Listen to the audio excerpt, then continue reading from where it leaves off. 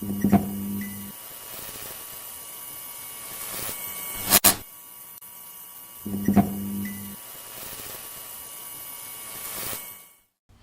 up everybody, Pete here at Spawn Fly Fish. As you can see, we're going to mess with a reel today. This happens to be the Ross Evolution LTX. This happens to be a 7/8. That doesn't really matter for what we're about to do. What we're going to do is switch this guy from left-hand retrieve, right-hand retrieve per customer request. And first things you got to do on any reel to switch that retrieve is pop the spool out of the reel. Heads up, if you can't get to this point, you're not ready to mess with the inside of your reel. This is when you know, hey, let's go to our local fly shop and see if they can help us switch this reel over, because all the damage can be done in here, and if you can't get to it, then you definitely will mess something up. So remember, if you can't get the spool out of that reel, this is not the job for you to do. But let's get into this and see if we can't switch this retrieve. Alright, so here we are. We're inside the reel, and I want to point out 1, 2, and 3 screws that we're going to remove.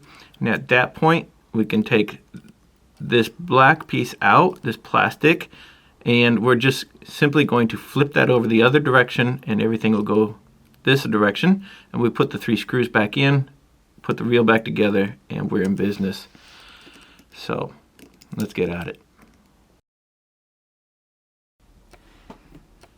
Here we are with a bodkin, not just for tying flies. Alright, so now we take it out, flip it around so that those teeth are going the other direction, and from here, simply replace your screws.